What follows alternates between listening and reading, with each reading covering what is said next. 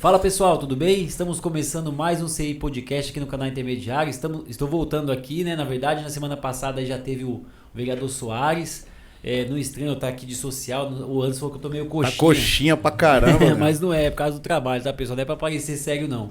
Então hoje nós estamos aqui com o Anderson Nascimento. E aí, pessoal, boa noite. E estamos aqui também com o secretário. Secretário, se quiser, pode mandar algum recadinho, pode mandar pra cá, né? O secretário Dr. Flávio, secretário de Saúde. Obrigado por ter aceitado o nosso convite, viu? Não, tô à disposição, cara. Boa noite pro pessoal também. Tamo aí. Seja bem-vindo. Muito obrigado. Prazer recebê-lo aqui na nossa bancada. E a gente que agradece aí a oportunidade de estar colocando para vocês um pouquinho da saúde de Itapecerica aí, para os munícipes aí acompanharem. Muito bom. Muito obrigado. E lógico, antes de a gente iniciar o nosso bate-papo, tem que fazer um jabá de quem ajuda a pagar as contas aqui, né? Espetinho do Kleber, que daqui a pouco, ó, já tá tudo preparado aqui para chegar espetinhos do Kleber. E você que tá com a internet ruim aí, VNT Fibras, é só você entrar em contato aqui ó, no WhatsApp, que vai aparecer aqui embaixo na tela. Chama lá que você tem instalação grátis, só falar que viu o CI Podcast, beleza? E aí, é isso aí. As honras aí para você começar, né? Vamos lá. Dr. Flávio, né? Dr. Flávio é secretário que se fala? Superintendente. Superintendente da autarquia, né? Isso, porque tem uma divisão, verdade. né? Tem uma divisão, a autarquia ligada à prefeitura, mas não chega a ser uma secretaria, não, né? Ele é uma autarquia, ele tem tudo separado, né? Então, CNPJ independente do CNPJ da prefeitura, financeiro, jurídico, suprimentos, é tudo separado. Não, bacana. RH... Não, bacana. Então, fazer as honras, né? Seja bem-vindo mais uma vez, Dr. Flávio, né? Superintendente da Autarquia Municipal de Saúde de Itapecerica da Serra. Isso. E nós começamos sempre todos os episódios com uma pergunta que ela é clássica, né? Quem nos acompanha já sabe. Quem é o Dr. Flávio, né? Nós gostaríamos de conhecer mais, né? Nossa audiência também. Quem é o Dr. Flávio, um pouco da sua trajetória, para que as pessoas conheçam aí um pouco do que é o Dr. Flávio, e depois nós vamos entrar nos assuntos aí atuais, do seu papel como superintendente, né? Secretário. É a mesma coisa, é o mesmo papel. Só muda o nome. Juridiquês. É verdade. Bom, eu sou formado em odontologia há 35 anos, trabalho no SUS já há 34. Uau. Me formei e logo em seguida já entrei para o serviço público. Fiz especialização em saúde pública e fiz especialização em gestão de saúde pela Faculdade de Medicina do ABC. Bacana. E estou no município há 27 anos, completo 27 anos nesse ano. Muitos deles aqui na região do Jacira do Crispim. Legal. Hoje eu ocupo o cargo de superintendente. Sim. Que o Nakano confiou pra gente aí. Mas o senhor é servidor de carreira do município? 27 anos, o completo 27 anos já aqui no município. Entendi. Entrei como dentista, trabalhei, fiz meu probatório no Jacira, depois eu fui pro Crispim, aí trabalhei lá por 5 anos, aí me tornei diretor da UBS do Crispim, fiquei 20 anos como diretor. Pouquinho tempo, né? Pouquinho tempo, fui presidente do Conselho de Saúde. Desde então, né, quando você assume a direção, você fica como conselheiro de saúde no Conselho Gestor da unidade. Porém, em várias vezes fui conselheiro municipal e fiquei 2 mandatos como presidente do Conselho de Saúde, o Conselho Municipal. E hoje estou no cargo de superintendente, enfrentando esse desafio aí de cuidar da saúde de Itapecerica no meio dessa pandemia toda aí, dessa maremoto que a gente está vivendo hoje aí. Imagina, o senhor assumiu, né, a pasta no olho do furacão, né? Exatamente, o cara foi uma coisa muito, como eu vou dizer assim, peculiar, porque na gestão de 2020 já existia pandemia. Sim. Porém, o HGIS tinha a porta aberta e o governo federal ainda investia, mandava verba específica, o que possibilitou que a gestão anterior fizesse um contrato de emergência, suprisse a demanda de profissionais que havia, né? E nós já entramos numa outra demanda, né? Com uma outra fase, onde a gente assumiu em janeiro, Em fevereiro, o HGIS começou a referenciar e nós já não tínhamos mais o investimento, os recursos vindos do Ministério da Saúde para a gente poder fazer os investimentos que a gente necessitava. Tivemos um contrato que foi extinto em julho, tivemos que entrar com um contrato de emergência. E a Lei 173, ela impedia de nós aumentarmos os cargos, só poderíamos contratar na vacância do funcionário. Entendi. Então, aquele funcionário que estava de carreira, ou saiu, se aposentou, nós poderíamos contratá-lo. Porém, nós tínhamos um concurso público bloqueado no Ministério Público, no Tribunal de Contas. Sim. Então, nem esse da vacância nós podíamos chamar para completar nosso quadro. Aí agora, graças a Deus, a 173 acabou, o concurso foi liberado, então a gente está já tentando começar a repor os funcionários que se ausentaram e chamar para completar o quadro. Porém, ainda continuamos num contrato de emergência para o atendimento dos PS, onde a gente não pode fugir daquele contrato que era o original de 2020. Que era o da MG? É o próprio. A gente não pode fugir daquele contrato. Por quê? Porque como é emergencial, eu não posso ampliar o serviço. Então eu tenho que acabar esse emergencial. Nós estamos publicando um chamamento, provavelmente, se não sair, for publicado amanhã, na segunda-feira. Tem várias OS já habilitadas, que se habilitaram para concorrer a esse chamamento. Tá, que seria um contrato... Um contrato definitivo. Onde a gente pode ampliar os serviços. Entendi. Então, hoje a gente ampliou alguns serviços médicos devido à necessidade. Era uma preocupação do Dr. Nakano colocar pediatras nos pronto-socorros. Colocamos agora no Central e provavelmente nós estamos negociando aqui que nós contratamos mais 5 médicos, aí a gente vai colocar 2 no gripário, né? E a gente vai colocar um pediatra 24 horas aqui no PS do Jacira e mais um pediatra de 12 horas no PS Central. Visando qual a pediatria é uma coisa muito específica. Sim. Os clínicos, mesmo os emergencistas, eles têm um certo cuidado no atendimento de criança. Então o Dr. Nakano, ele solicitou que a gente colocasse, porque se você tira a demanda de criança, o clínico atende acima de 12 anos com muito mais tranquilidade. Sim. Dá um fôlego, né? Dá um fôlego, exatamente. Porque eu acredito que a concentração de atendimento de pediatria deve ser absurda, né? Assim, eu tiro como referência toda vez que eu vou em pronto-socorro, né? Sempre tem muita criança, né? Sim, tem bastante. A demanda é grande e a gente estudou, tá? Até conversamos com o Dr. Nakano, devido à dificuldade, que nós estamos numa divisão, né? Numa região de divisa. Sim.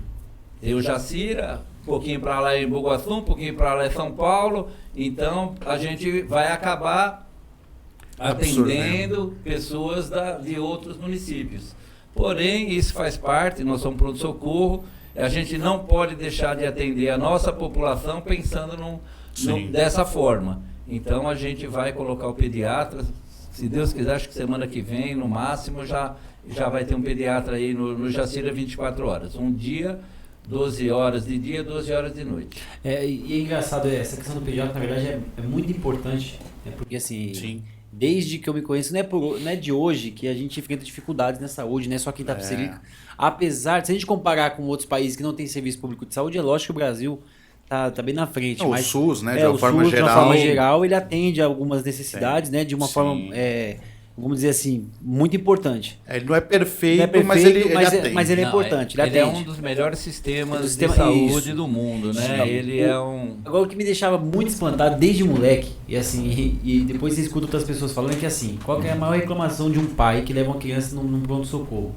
E aí, eu tiro aqui Itapecerica, tá? E assim, foi em todas as gestões, a gente pode citar todos os prefeitos que a gente conheceu.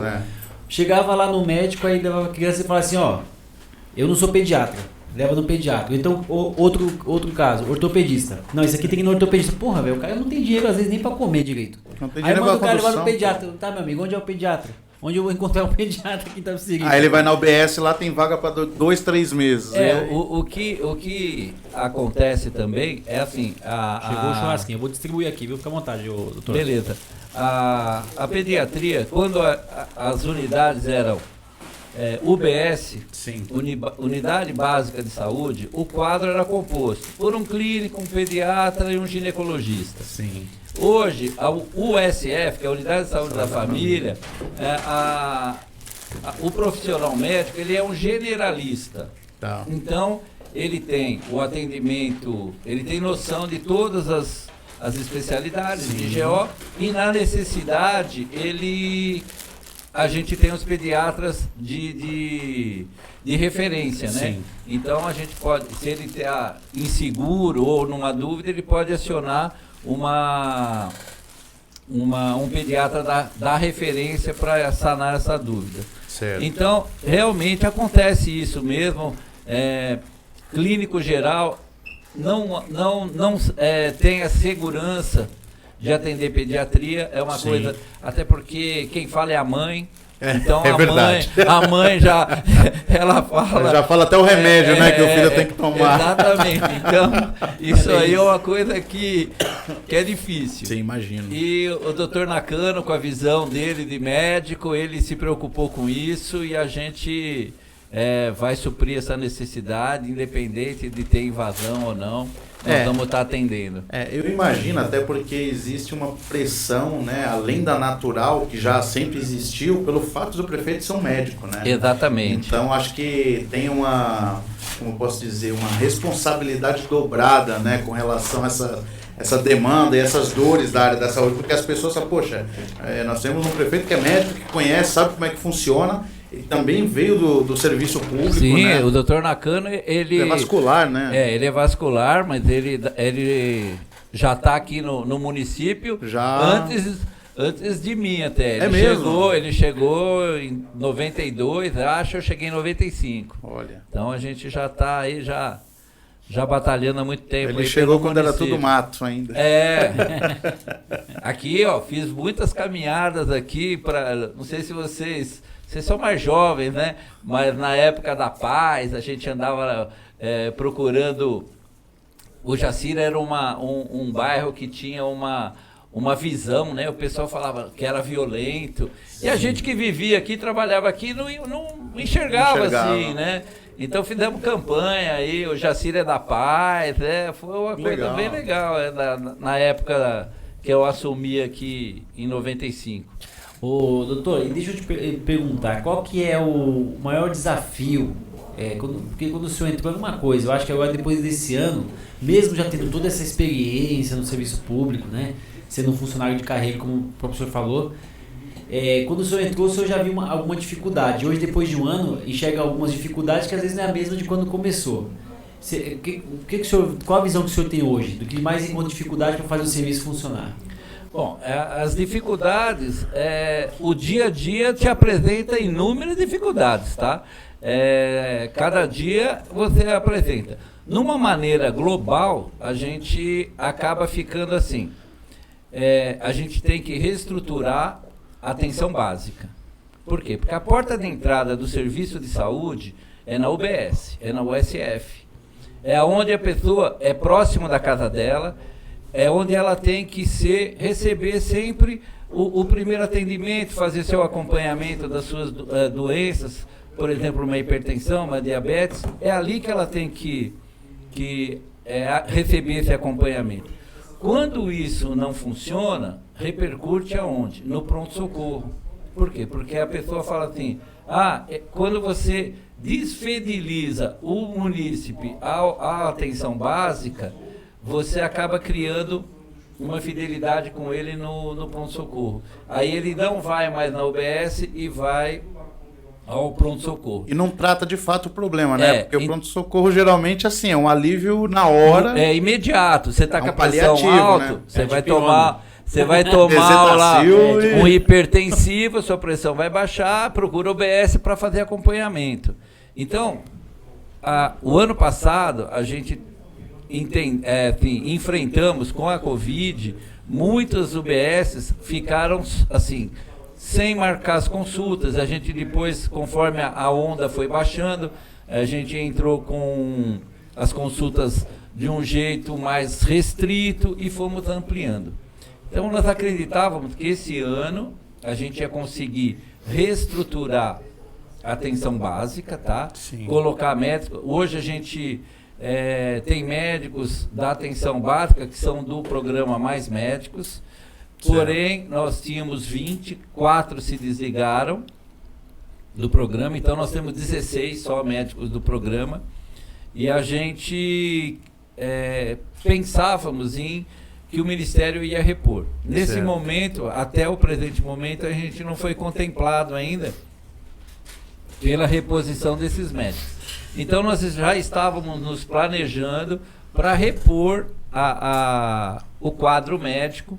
Cada UBS, dependendo da sua estrutura, da sua população, você monta as equipes de saúde. Sim. Então a equipe de saúde é o médico, o enfermeiro, o auxiliar de enfermagem e o agente comunitário. Estamos com defasagem de agentes comunitários, porque também tem um concurso que ainda está no Tribunal de Contas, no Ministério Público, que ainda não foi liberado para a gente chamar daquele concurso. O concurso foi liberado em parte. Os cargos que já estavam liberados, nós estamos contratando, porém, tem alguns cargos que exigiam a prova prática, esses ainda não foram liberados. A gente está aguardando. Então, esse ano, o nosso planejamento era conseguir isso na atenção básica, reestruturar a atenção básica, voltar com os programas de agente comunitário, voltar com o programa de acompanhar hipertenso, acompanhar diabético, voltar com os grupos de promoção de saúde dentro da UBS. Porém, agora fomos surpreendidos pela Omicron e pelo H3N2, né? Sim. E isso também já está dando uma restringida nos atendimentos para evitar acúmulo de pessoas dentro das unidades, por ser uma variante muito mais contagiosa. Então, o nosso planejamento era atenção básica em primeiro lugar, reestruturar isso. Sim. Nós vamos sair de um contrato emergencial nos PS e passar por um contrato efetivamente planejado por nós, descrito por nós, da nossa necessidade. Desculpa, a partir de quando? A gente só vai conseguir fazer isso, eu vou lançar o chamamento, se não sair amanhã, ele sai na segunda-feira. Já é logo. Aí nós temos 30 dias que ele tem que ficar publicado. Certo. Aí a gente começa a avaliar. Até o dia 30 de março... Esse chamamento é como se fosse uma licitação. É uma licitação. É um modelo de licitação, Tá. né? Tá. Tem uma carta convite, o chamamento é um tipo de licitação, um Tá. modelo. E então a gente tem que cumprir os prazos. E o prazo de publicação são 30 dias. Certo. Aí a gente abre os envelopes, vê qual que é o melhor projeto e aí você tem que dar mais o prazo das... como que eu vou dizer? Impugnações ou restrição de documentos, aquilo lá. Sim. E para depois fazer efetivamente. Porém, eu tenho que agilizar isso, porque o meu contrato emergencial acaba no dia 30 de março. Então, resumindo, até 30 de março vocês precisam ter essa situação resolvida e definida. Isso, exatamente. Para não parar o sistema. Para não parar o sistema. Porque eu não posso entrar em outro emergencial. Então, o que eu vou fazer? Isso aí seria a nossa o nosso segundo foco do planejamento. Reestruturar o serviço de pronto-socorro de acordo com a nossa necessidade, já tendo a atenção básica de suporte. Então, seria mais fácil. E um planejamento um pouco mais, não longo, mas de imediato, assim, um pouco depois desses dois, seriam as especialidades, o Centro de Especialidade Municipal, que é onde a gente depende. Nós temos algumas especialidades, porém não todas, e algumas em uma demanda maior do que a gente pode atender, que a gente busca através da CROSS o agendamento dessas unidades, né? Então, por exemplo, se eu reestruturo a atenção básica, muitos de lá vão sair um pedido de ultrassom, um pedido de ortopedista. Então eu tenho que garantir para esse pessoal a consulta do especialista, sim, até para que as coisas funcionem, né? E o que estava acontecendo, ainda está. Porque com a pandemia, a oferta de vagas dos outros serviços também foram reduzidos. Por exemplo, o hospital parou de fazer cirurgia eletiva. Sim. Só estava fazendo cirurgia de emergência. Então isso vai causando o quê? Uma demanda reprimida para a gente. Que a gente também já vai ter que dar conta dessa demanda de uma maneira até mais rápida. Do concurso a gente conseguiu um infecto, tem um ultrassonografista, ainda não se deu certeza que vai vir. Temos um emergencista que aceitou, vai começar aqui no Jacira, porém ele vai fazer pediatria, porque além de emergencista ele é pediatra. Então, essa parte do SEM, que seria das especialidades, a gente tem que investir também. Então nós vamos abrir novos concursos. Hoje o nosso quadro de profissionais do SEM, nós temos serviço de fisioterapia, temos 2 urologistas, temos 2 oftalmologistas, temos um cardiologista, eu não vou lembrar todos, sim, aqui. Temos o CEL, né, os dentistas lá da especialidade lá dentro, mas o que nós temos hoje no quadro de profissionais, temos o Dr. Júnior, que é ultrassonografista, sim, a gente não consegue atender a demanda da atenção básica. Então isso também é uma coisa que nós estávamos planejando para poder suprir essa demanda, até para trazer a confiabilidade no serviço de saúde. Porque não adianta eu ir garantir a consulta do clínico e não conseguir marcar o urologista, por exemplo, ou não conseguir fazer o ultrassom para fechar o diagnóstico que o médico da, sim, unidade queria. Porque aí o paciente faz o exame e aí fica lá, morre na praia, porque exatamente, ele não consegue ter o retorno no especialista. Uma outra coisa que é importante até alertar a população, que deve ter muita reclamação, são os exames laboratoriais de análise clínica, né? Sim. Nós somos dependentes de uma cota do HGIS, do governo do estado. Então, nossa cota é 37 mil exames, que a gente divide entre os 2 pronto-socorros e as unidades básicas. Quanto maior a unidade, mais cota tem. Certo. Então, uma coisa que está causando muito problema para a gente também é isso, né? Por quê? A demanda ficou sem atendimento, agora essa demanda está começando a ser atendida, as solicitações de exames estão saindo, passou no médico, o médico pede o exame, porque ou está muito tempo sem fazer, sim, ou está com um problema que o médico tem que... E a gente tem que respeitar a cota. Então, uma coisa que a gente também vai estudar é a compra de análises clínicas, além da cota do HGIS, para tirar essa demanda que está reprimida. Entendi. Então, no caso, fazer parceria com laboratórios da iniciativa privada. Isso, exatamente. Para poder desafogar. Exato. É uma boa saída. Uma boa saída porque o sistema não suporta, até você não suporta. Mas assim, o senhor falando do chamamento, então, na verdade, esses médicos serão contratados direto da autarquia ou vai ser uma empresa igual a MG? Não, é uma empresa. É uma empresa porque aí a gente não tem vínculo empregatício nenhum com os profissionais. Certo. Então, qual é o sistema? A gente contrata o plantão. Eu não contrato profissional, contrato o plantão. Se você não puder ir no plantão, o coordenador médico vai ter que arrumar um substituto para você. Tá. Então só que isso a gente tem que acompanhar muito à risca, ter direitinho. A cumprir escala, né? Porque senão aqueles problemas de tem que ter 3, aí só tem 2. Exatamente. Inclusive Acontece. Eu queria só, para não perder o racional, né? O senhor falou muito da atenção básica, né? E falou dos agentes comunitários. Existe já algum agente comunitário que seja contratado direto da prefeitura ou não? É um programa, porque isso é o Programa Saúde da Família, né? Nos moldes do que tem em São Paulo, né? São Paulo, por exemplo, aqui do lado tem o Sejan. Certo. E aí os agentes lá que fazem, né, o cadastro, que agenda exame. E assim, eu falo porque eu conheço um pouco, funciona bem, né? Você vê que funciona muito bem. E eu acho que isso gera, né? Tenho certeza que isso gera uma economia para o município. Por exemplo, é muito mais barato eu focar na atenção básica, ir na casa do paciente. Perfeito, é isso mesmo. Né? Porque assim, se eu mando o cara, eu tiro porque assim, eu tenho um convênio, um exemplo. E tem lá, hoje em dia é tudo com participação. O preço de uma consulta num PS é altíssimo. Quando você compara uma consulta de PS com uma consulta no consultório. E eu acredito que no SUS deve ter a mesma proporção, né? O custo pro município, por exemplo. O programa de agente comunitário é o X da questão. Por quê? Porque o agente comunitário, ele mora na área. Pelo programa, ele tem que residir naquela região, naquela área. Ele já conhece. A área dele. Por quê? Porque ele conhece as ruas, ele conhece as pessoas.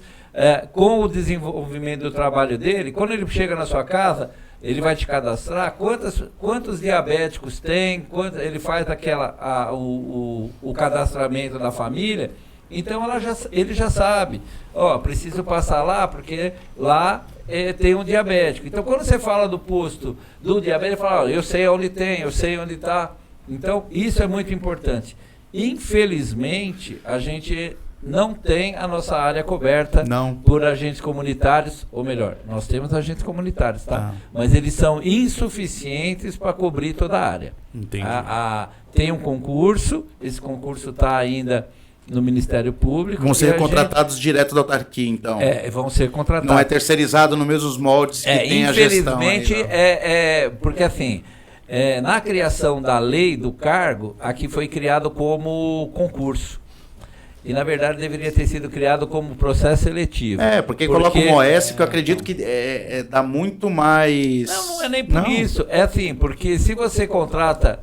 eu posso contratar por processo seletivo o agente comunitário. Então, o que acontece? O agente comunitário, no processo seletivo, ele prestou... Vamos falar aqui, na rua Santos Dumont, no Jacira. Aí hoje ela casou, vai morar lá no Crispim. Ela se descaracterizou do programa, ela não mora mais lá na área dela. Então, ou ela teria que ser substituída se houvesse uma vaga lá no Crispim, ou ela teria que deixar o cargo. Porém, como elas são concursadas, a gente não pode fazer isso. Então, a gente vai ter que estudar tudo isso para poder chegar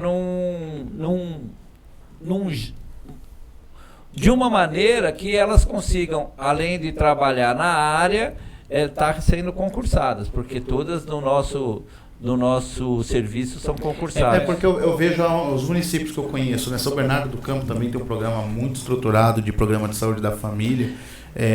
Os municípios que adotam um OS para fazer a gestão, eu vejo que funciona muito bem.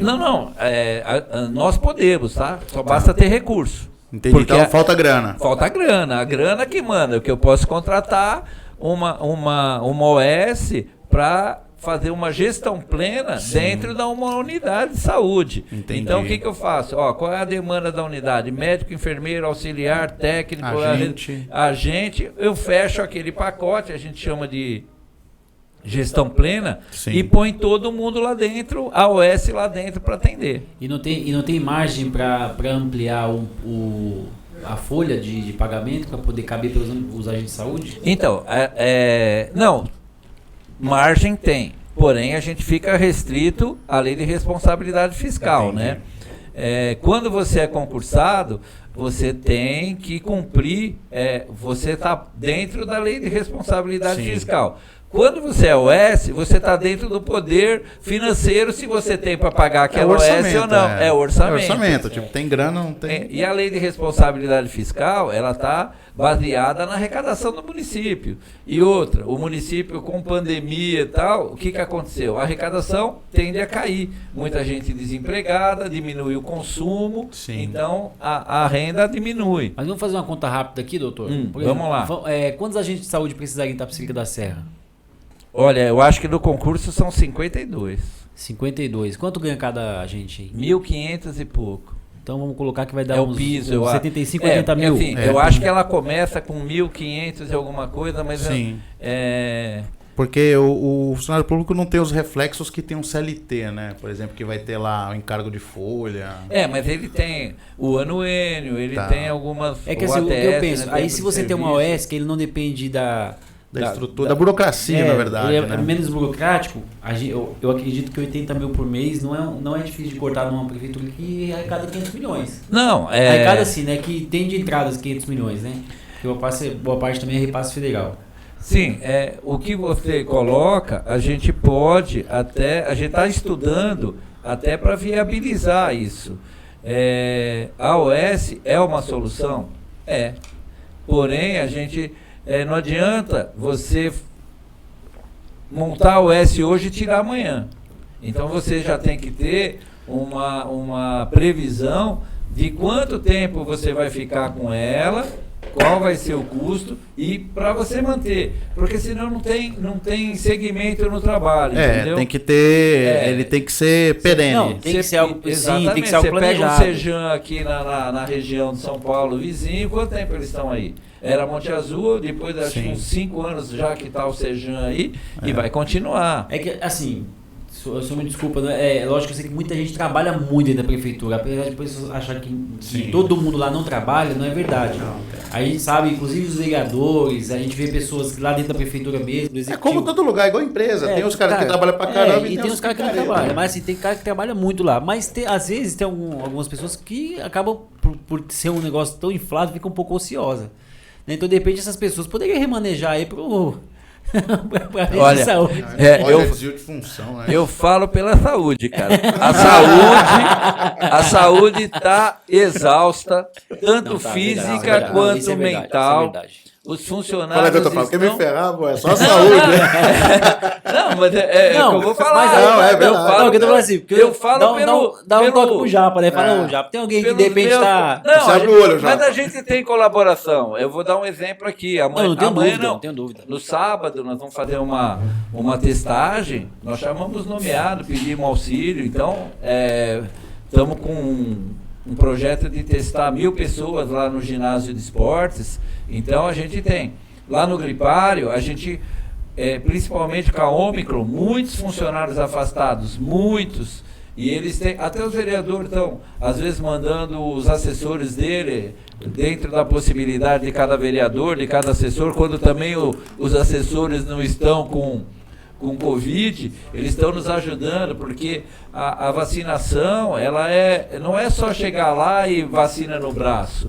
Existe toda uma burocracia de cadastro, de fazer o documento, registrar no sistema, e muitas vezes a gente não consegue fazer isso nem na hora. Sim. A gente anota, o pessoal anota para depois lançar. Então, às vezes, teve até um jornalista que falou que Itapecerica estava em último, mas não estava em último, é que não tinha conseguido lançar todas as vacinas ainda, porque a gente também, quem lança é o pessoal da unidade, e com a demanda da unidade acaba atrasando. Sim. Então foi algumas coisas que aconteceram, porém eles colaboram, não posso... Não, e pelo amor de Deus, não quero ser mal interpretado aqui. Não, eu entendi a sua colocação. Até porque tem funcionários que falam pra gente, né? Falam assim, cara, hoje eu não fiz nada lá. Então assim, geralmente, né, nossa rotina lá é um pouco mais tranquila. Então de repente... Pede para esse pessoal passar uma semana na saúde e ele vai falar, eu quero voltar para onde eu estava. A saúde realmente é puxada. A saúde é puxada. Inclusive, são 2 anos já enfrentando... E o pessoal acaba não tendo como eu vou dizer, um descanso mental, né? Sim. Porque o tempo todo trabalhando sob pressão. Não, eu vi que em São Paulo teve um movimento lá eu acho que foi no município de São Paulo, de médicos, estavam reclamando. Ia ter uma greve das condições. Foi quarta-feira retrasada. Foi retrasada, eu escutei na Jovem Pan. Foi dia 19, eles iam parar. Mas até o pessoal, os médicos vão parar e tal. Eu particularmente falo assim, eu acho difícil, porque eles são da UES, eles não são. O que poderiam parar seriam os médicos da prefeitura. Que realmente, os concursados. Isso, porque o da UES, independente de ser concursado ou ser da UES, tão sobrecarregado, todo mundo, tão exaustos. A diferença é que se o cara entrar em greve na UES, ele é demitido. Então, não, ele não ganha o plantão, né? Ele não vai ganhar aquele plantão. Agora, que é uma coisa que está deixando os profissionais exaustos, isso aí é o cansaço mental. Eu vi que tem um número, né, a incidência de depressão, exatamente, síndrome do pânico. Não, e outra, nesse momento, tá tendo internações, está tendo morte. Não vou falar que vocês acompanham, sim, tem morte, mas numa escala bem menor do que era. Proporcionalmente muito menor. Muito menor. Morria 3.000 pessoas por dia. Nossa, reduziu. E com menos pessoas contaminadas também. Exato. Exato. Hoje você tem um número maior de pessoas contaminadas, porém a taxa de mortalidade ela está hoje baixa. A taxa está em 1,79, né? Sim. Então cada 100 pessoas contaminadas contaminam 179. Tipo, deve ser a taxa de mortalidade, você me corrige, mas deve ser menor do que infarto, do que doenças comuns aí. Sim.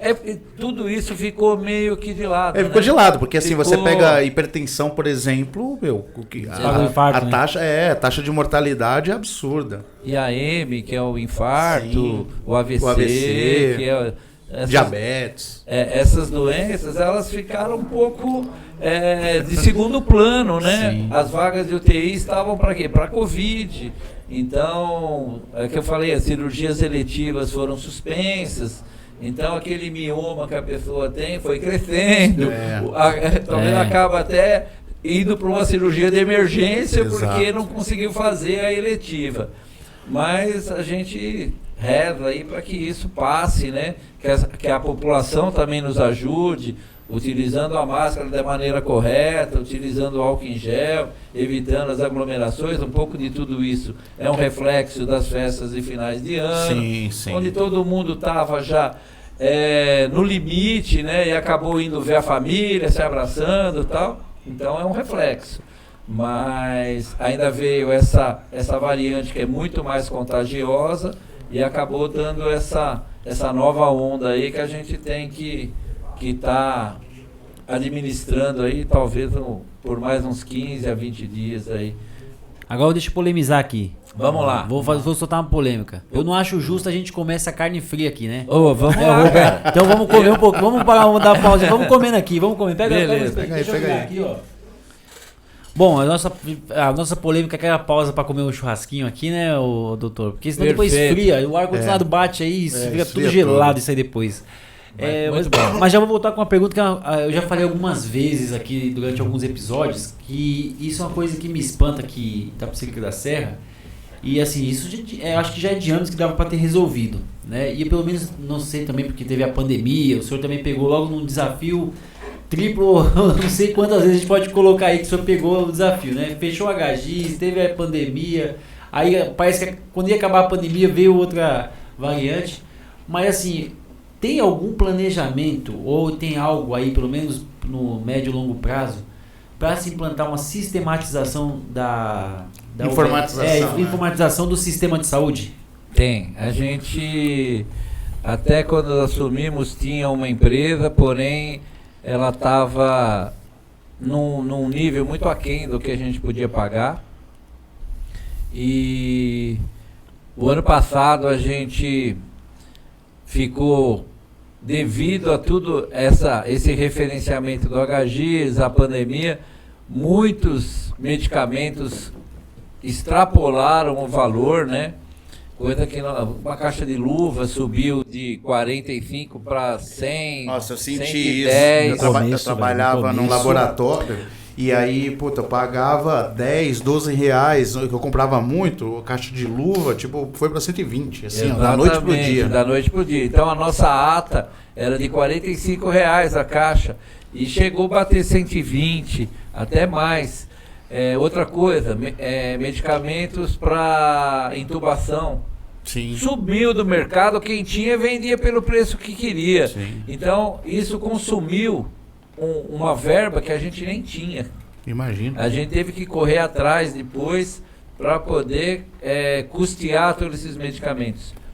E a informatização a gente deixou meio que de lado. Mas a gente tem agora o ESUS, né, que é uma informatização do Ministério. Tá. E a gente quer implantar o prontuário eletrônico, mas tudo isso também gera o quê? Treinamento, equipamento, mão de obra qualificada, né? Que consiga a desenvolver. Então tudo isso está dentro do nosso planejamento, porém eu não sei ainda se eu consigo esse ano. A gente tem um PPA, né? Esse PPA, o plano plurianual de 2022 a 2025, ele está contemplado isso. Mas no orçamento desse ano, eu não vou conseguir tirar para fazer isso esse ano. Por quê? Porque eu tenho, além de usar o ESUS, que eu vou usar, tá? O ESUS é o quê? Tipo um software do Ministério? Tá. Inclusive... Eu tenho um aplicativo aqui que tem as vacinas, né? Onde você pega o passaporte. Ali você vê que tem uma parte de exames. Até a agente comunitária, todo o cadastro que ela faz, ela faz via tablet e já é encaminhado direto para o ESUS. Pelo que eu entendi, porque eu lembro que no meio do começo eu até comentei aqui que eu liguei outra cidade. Eu sempre confundo a cidade, Ourinhos ou Ouro Preto, mas eu falo Ourinhos, mas é Ouro Preto. Ouro Fino. Não, é Ourinhos, eu falo sempre Ourinhos, mas é Ouro Preto. Eu liguei lá na cidade porque eu vi uma matéria que lá eles tinham informatizado tudo. Aí eu falei com uma moça lá de um pronto-socorro e tal, e ela conhecia até a empresa, o cara da empresa que implantou lá. Aí eu falei, mas como é que funciona? Porque eu falei, desculpa, eu não sou nenhum político, nada, é porque na minha cidade aqui o pessoal acorda 3, 4 horas da manhã para ir para fila, para poder conseguir uma senha, para poder passar no... Aí ela explicou, não, a gente tem o Ministério da Saúde, ele tem um sistema, que é o ESUS, acredito eu, e aí o município ele tem um aplicativo próprio que faz uma integração. Sim. Então a gente consegue alimentar a base e aí as pessoas conseguem marcar consulta de casa. Então, a gente ainda não está nesse nível porque a gente não tem a oferta de consultas. Aí volta o quê? Naquela atenção básica, onde você consegue garantir a consulta para toda a população. Então a gente ainda não está nesse estágio, né? É que se o cara tem um aplicativo e nunca tem vaga, ele fala, mas Agora, é bom você ter falado nisso, porque isso é um mito também, que eu tenho que chegar 3 horas da manhã para conseguir qualquer coisa, e não é bem assim, né? A unidade só abre às 7, antes daquele horário, hoje, com as agendas abertas, não precisa mais disso. Mas 6 horas da manhã tem umas filas aí. Então, mas a fila tem por vários motivos, tá? É porque o cara quer chegar primeiro. Primeiro é isso. Ele pode ficar sem senha. Aí que o cara tem que trabalhar, às vezes também então, questão ele pode ficar sem senha, porque é limitado. E outra, tem aquele pessoa que vai colher o sangue, então ele vai em jejum, ele quer logo o seu primeiro para poder depois tomar o café dele. Naquela fila, porque não é todo dia que agenda consulta. E geralmente a fila tem. E quando você abre a unidade, aquilo lá faz bum. Porque um ia na farmácia pegar o remédio, o outro ia tomar vacina, o outro ia colher exame e o outro ia para consulta médica agendada já. Então a gente tem que olhar essa fila, claro. É desumano alguém chegar às 5 horas da manhã para ficar na fila para pegar uma senha. Porém, a gente só vai conseguir eliminar totalmente isso. A gente está pensando um WhatsApp, a pessoa aciona lá o WhatsApp e agenda pelo WhatsApp, porém a gente tem que repor esse quadro médico para ter consulta suficiente, porque senão você monta o serviço e a pessoa não vai acreditar, porque ela acessa uma vez, acessa duas, na terceira fala, isso aqui não serve. É justamente isso que acontece hoje sem o sistema, porque assim, a quantidade de senhas é limitada, porque não tem um médico profissional disponível. Então, esse é o motivo das pessoas chegarem muito cedo, porque assim, eu não sei qual é a quantidade de senhas, tá? Mas assim, vamos supor que sejam 50, 100, não sei. Então, se tiver 200, a metade vai ficar sem. Então, o cara fala, eu tenho que chegar primeiro. E o legal do aplicativo é que tira os jeitinhos, né? Porque eu conheço o Rubens, que é lá o cara que tá com a caneta na mão da agenda. Exatamente. Fala assim, puta, minha vizinha ali... Eu tenho 15 amanhã... O aplicativo ele tira isso, né? Não, a informatização hoje em dia E eu acho que também gera uma estatística muito mais assertiva no seguinte sentido... você consegue acompanhar em tempo real, você tem um dashboard ali que você acompanha os indicadores de atendimento. Sim. Por exemplo, se você tem um pico, né, vamos supor, tem lá o Besto Crispim ali, teve um pico de atendimentos específico, você consegue tomar decisões talvez mais rápido. Essa tecnologia, a gente tem os pronto-socorros monitorados por câmeras, né? Então, alguém me liga, o pronto-socorro tá cheio. Peraí. Aí você acessa a câmera e realmente tá cheio. Aí você liga lá, por que tá cheio? Médico faltou, o que tá acontecendo? Você consegue já, na hora, tá viabilizando. Ou então o cara, não, porque tá cheio, não sei o que, a hora que você acessa as câmeras, não é aquilo que ele tá falando. Fala, tô com a câmera aqui, não tá do jeito que você tá falando. Não, mas não sei o que. Aí você consegue mostrar pro cara que não é aquilo. Então, esse sistema de informatização, de monitoramento por câmeras, é muito bom também. É bem importante. É que a câmera, acho que fica um pouco, como posso dizer, a câmera é a fotografia do momento, né? E quando você tem uma informatização, você gera dados, isso, né? Que aí eu acho que são coisas distintas, porém úteis. São tecnologias que a gente está utilizando, né? E assim, aí você consegue mensurar até gastos, você consegue ter... Lógico. Vamos ser sinceros, né? Você pega aqui, vamos falar de gastos. Você informatizar a sua farmácia junto com o seu almoxerifado e você acompanha lá, saiu 10 mil comprimidos do almoxerifado para a subunidade. Mas você está com 5 mil. Aí, hoje, o que acontece? O cara vai aqui no Crispim, ele pega a medicação. Aí ele vai lá no outro médico, vem no Jacira, pega. Por quê? Porque não está interligado. Então, a gestão facilita muito a gestão. Facilita, com certeza. Porque fala, peraí, você está me acusando no meu sistema, você pegou essa medicação semana passada. Vincula ao CPF, ao número do cartão do SUS. E aí, de repente, o que você gasta no curto prazo, você economiza no médio e longo prazo. Se paga, na verdade. Se paga, exatamente. Você até deixa de gastar muito, né? Quer um exemplo? Assim, você pega... vamos pegar comércio local aqui. Sim. Se você pegar a maioria do comércio local aqui, ninguém sabe, a maioria, né? A maioria, vou ter o principal, generalizar também, né? Mas a maioria não tem o controle de quanto sai e de quanto entra. Não sabe quanto tem de estoque.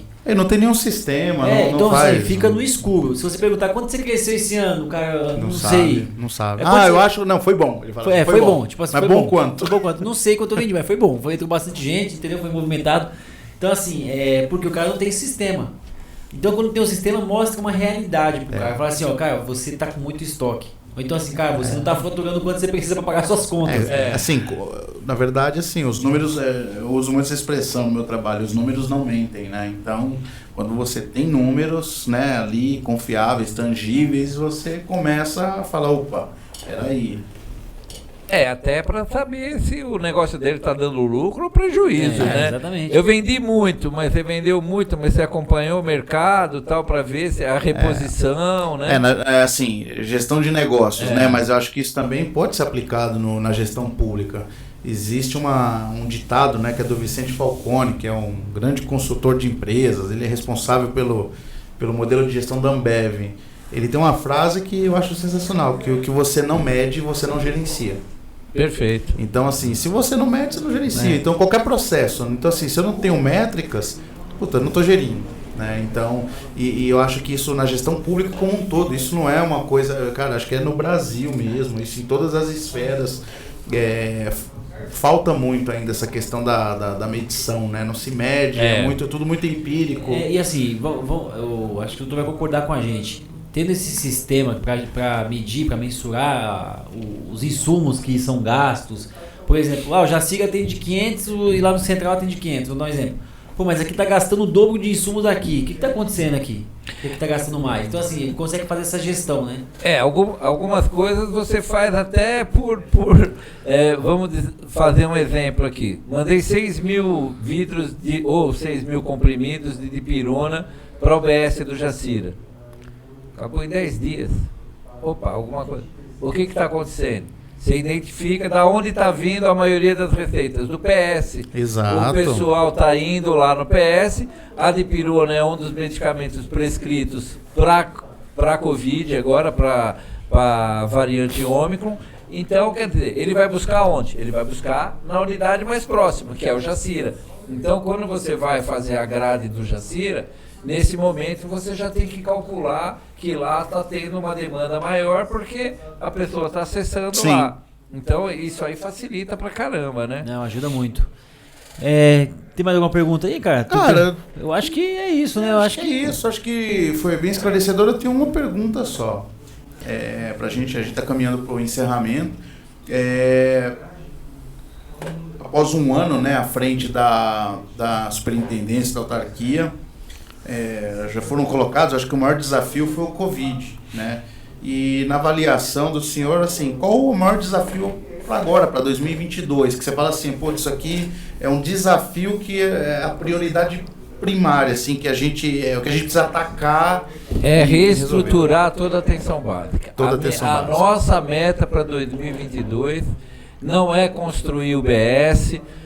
Nós temos no PPA, como eu disse, construção de uma nova UBS na região ali de São Marcos, Sampaio, ali naquele Nissalves, ali no meio, para desafogar tanto o Parque Paraíso quanto o Salvador de Leone. Nós temos meta para buscar recursos para construir um hospital municipal, porque o pronto-socorro hoje, de estrutura física, ele está obsoleto. Para a população de Itapecerica, ele foi construído pelo pai do Lacir, pelo Antônio Baldusco, né? Aí foi feito... Puxadinho, né? Foram feitos puxadinho, né? Eu lembro do antigo ainda, era térreo, né? Exatamente. Aí fizeram a maternidade junto, então uma coisa que a gente gostaria é ter um hospital municipal. O doutor Nakano foi para Brasília, ele foi atrás de verba para uma UPA, foi atrás de verba para uma base fixa do SAMU no município, que hoje o SAMU no Imbu, né? No Imbu, a gente é só descentralizado do Imbu.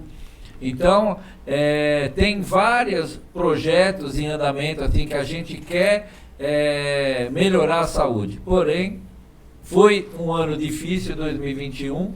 Agora, 2022, o nosso foco maior seria reestruturar toda a atenção básica, para que a gente, reestruturando a atenção básica, a gente desafoga os PS, a gente consegue ter um melhor atendimento para a saúde do munícipe. Uma coisa que é importante, que a gente, nosso quadro de ambulâncias, fomos muito criticados pelas ambulâncias, realmente. As nossas ambulâncias estavam sucateadas, as do SAMU ainda estão, fomos para Brasília, o doutor Nakano está pedindo, porém, isso é do Ministério. Pô, mas eu vi que teve vários, eu vi muita gente postando emendas, tanta ambulância eu ia falar isso. Na verdade são 4. São 4, né? São 4, já recebemos 2 e duas que vieram por emenda do carro mesmo. Tá. A emenda era destinada pro carro, então veio o carro. E 2 foram por verba e a gente já comprou, porém, devido a um chip aí, não sei, a concessionária não está conseguindo entregar essas 2. mas já está comprada, já está licitada, está tudo prontinho. Só falta a empresa poder, a concessionária entregar. Tá. Então a gente vai repor o quadro de ambulâncias aí também. Que bom. Já vai dar um alívio para a população aí. E agora eu lembrei de uma outra pergunta sobre o ultrassom aqui do PS do Jacira, né? Parece que tem um ultrassom que teve uma emenda parlamentar. Não é ultrassom. Ultrassom é um raio-x digital. Raio-x digital, raio-x digital. Raio-x digital e um parece mamógrafo. Que faltava a sala, tinha uma questão que tinha equipamento, mas tinha uma questão de infra que assim, putz, é quase o valor do equipamento.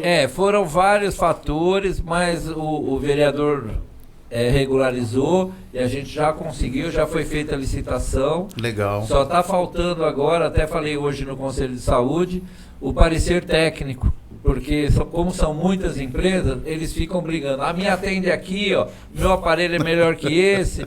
Então a gente precisa, para comprar, o parecer técnico. Tá. É a única coisa que está pendente na licitação dos aparelhos. Certo. Porém, tanto o mamógrafo quanto o raio-x digital do Jacira, as salas vão ter que ser adaptadas, né, para isso. O mamógrafo é lá no 100. Então a gente está esperando ver quem ganhou para o fabricante fazer o layout. Sim. Porque tem fiação, tem toda cabeamento, tem toda uma parte de info. O aparelho, o certo é ficar nessa posição, aí você monta a sala de uma posição que ele não vai ficar. Então nós optamos por esperar quem ganhar a licitação, o fabricante fazer o layout da sala para a gente fazer. Não, bacana. Acho que eram essas minhas... Mas isso está andando, tá? Pode esperar que vai acontecer esse ano aí em breve. Muito bom. A gente tá na torcida, a gente sempre torce para que as coisas dê certo. Que dê certo, a gente imagina dos desafios também, porque assim, né? Acho que a saúde, né? Educação e saúde, né? Não é à toa que são as pastas com os maiores orçamentos em todos os municípios. Eu acho que são os pontos mais sensíveis, né? Assim, enfim, acho que é onde gera muito ruído. Se não funciona, o fato de a gente ter um prefeito que é da área da saúde, que é médico, acho que isso dobra essa cobrança. A responsabilidade. Acho que a corda fica mais esticada. Mas o importante é que o Dr. Nakano, ele é um prefeito que nos ouve, que nos apoia, legal, que tá assim... já viveu todas as situações, né? Vive, conhece o dia a dia do PS, conhece o dia a dia da atenção, da saúde. Então fica mais fácil para a gente poder negociar e planejar as ações de saúde. Agora nós temos aquele problema que é o financeiro, que se nós fôssemos um município que arrecadássemos mais, tivesse uma maior arrecadação, com certeza os investimentos na saúde seriam bem maiores. O Dr. Nakano investe muito, tá, da arrecadação dele na saúde. Ele tem essa visão que a saúde neste momento, hoje é onde mais se precisa investir. Sim. Porque a gente está cuidando de vidas. Então o asfalto pode esperar um pouquinho, mas a medicação no pronto-socorro não pode faltar. Então é isso aí, ele tem essa visão e nos apoia, nos colabora, e os próprios secretários também têm essa visão. Claro, todo mundo quer fazer alguma coisa, né? Sim. Do mesmo jeito que eu quero alavancar a saúde, o turismo quer ser alavancado, a cultura. Então a gente também respeita a vontade de cada secretário, porque ele também quer mostrar a pasta dele. E o Dr. Nakano está com um jeitinho conseguindo contornar tudo isso, dividir o bolo, e a gente tem esperança que esse ano a gente consiga fazer a cidade crescer como um todo. Não só na saúde, mas em outros aspectos, né? Começamos tem a Artesita, tem cultura, segurança, educação. Você tem que na verdade assim eu falo que o município ele é um organismo vivo, né? Então você tem todos esses pilares que eles precisam funcionar. Perfeito, senão a cidade não funciona. Até porque isso também é saúde. É saúde, né? Se ele está se divertindo num teatro ou num parque, ele também está promovendo saúde e qualidade de vida. Né? Agora que eu lembrei, eu até busquei aqui para não falar besteira. porque a gente ia encerrar, mas a gente recebeu de última hora que a eleição dos conselheiros parece que foi cancelada. Não foi cancelada. Suspensa, desculpa. Suspensa. Foram suspensas. Por quê? Qual é a nossa preocupação? Foram feitas as inscrições. É o Kaique, a preocupação. A preocupação do Kaique. Não. As inscrições. Kaique, abraço. As inscrições foram feitas. Agora seriam as eleições. E para você fazer as eleições, você vai ter que trazer uma população para dentro da unidade para votar naqueles candidatos que ele optou. Então, por exemplo, vamos dar o nome. Vai lá votar. Aí chega lá, ele vai junto, tem 4, 5, fica dentro lá da sala de espera, e esse atraso pode... Tem que esperar para votar? Não. Porque tiver que esperar cair, que eu não vou votar em você não. Não, o que eu estou falando é assim, vai levar um acúmulo de pessoas dentro da unidade, que a gente não quer agora. Entendi. Mas, em breve, vai ter eleição. Gente. Vai ter eleição. Calma, Kaique tá ansioso. Não tem nenhuma portaria aí que... Itapecerica da Serra, o Conselho de Saúde aqui é bem atuante, ele foi desde 1992, quando foi criada a lei, então a 2142, Itapecerica não... Pelo menos, eu já fui 2 vezes, como eu disse, presidente do conselho. Legal. E eu respeito muito o conselho. O conselho, ele é parceiro, a gente precisa do conselho, e o conselho, pelo menos aqui em Itapecerica, ele está sempre junto. Claro, ninguém agrada a todo mundo o tempo todo. Sim. Só que eles são pessoas que nos ajudam, eles entendem. Então a gente nunca vai deixar de prestigiar o conselho ou abortar eleição do conselho. Não, isso não. Só que entendeu o até motivo. porque a lei não permite, não tem que ter o conselho. Não, na verdade eu falei errado, é suspensão, não foi suspensão. É só devido a... Por um motivo nobre. Porque a gente está pedindo para não aglomerar, está restringindo um pouco de gera votação dentro da UBS. Então aí olha, fica negócio... E essa pergunta foi boa também pro senhor, porque com certeza ele fala, tá vendo? O doutor Flávio já quer cancelar. Fiquem tranquilos, vai haver. Inclusive, em muitas unidades não houve um número expressivo de candidatos, já estuda-se ampliar a inscrição. Tá. E já marcar mais um período de inscrição para os conselheiros se inscreverem, para depois fazer eleição. Até para... tem a participação popular, porque o Conselho de Saúde é um dos meios da participação popular. Então a gente tem que incentivar, né? Sim, com certeza. Então é isso aí, doutor Flávio, muitíssimo obrigado por ter vindo aqui bater esse papo com a gente. Foi um prazer ter recebido o senhor aqui, viu? Eu que agradeço a oportunidade, espero ter contribuído aí para esclarecer algumas dúvidas e me coloco à disposição. Sempre que precisar, tiver algum assunto que vocês, nem que seja um programa, mas uma pergunta que eu preciso responder, até não preciso estar aqui. Se vocês quiserem saber a resposta para divulgar, estou à disposição. Nossa, nós agradecemos mesmo. Uma honra recebê-lo aqui e é muito bom. Acho que muito do que foi discutido aqui acaba sendo esclarecedor também para as pessoas, porque muitas vezes, eu falo que às vezes a política pública ela é como um jogo de futebol, né? Você está assistindo da arquibancada, né? Você tem uma opinião, você é ruim de bola, você é frangueiro, mas quem está dentro do campo sabe, né? O treinador está lá no dia de semana, sabe quem comparece no horário. Exatamente, quem treina, quem não treina. E eu acho que, fazendo uma analogia, eu acho que esse nosso bate-papo ele é muito importante nesse sentido, para esclarecer, para informar. E pelo que eu vi, vocês têm um bate-papo com vários segmentos, né? Sim. Porque é importante você ouvir todos os segmentos, até para formar a opinião do pessoal, né? Exato, exatamente. Isso aí. Mas é isso aí, Anderson. A gente terminou aqui, doutor. Muito obrigado mais uma vez. Eu que agradeço novamente. Estamos à disposição. Pessoal, a gente termina por aqui. Não esqueça da VNT Fibras. Vai aparecer o WhatsApp aqui para você chamar eles. Espetinho do Kleber, que também agora tem um petisco beer aqui na Rua Antônio Balduz, que eu não sei o número. Mas é em frente ao Jace Center. É fácil de encontrar, beleza? Então é isso aí. Fui. Ativa o sininho. Ativa o sininho. Ativa o sininho aí. E se inscreve lá no YouTube e a gente vai ter novidade a partir de semana que vem. Fui. Valeu. Valeu. Sim,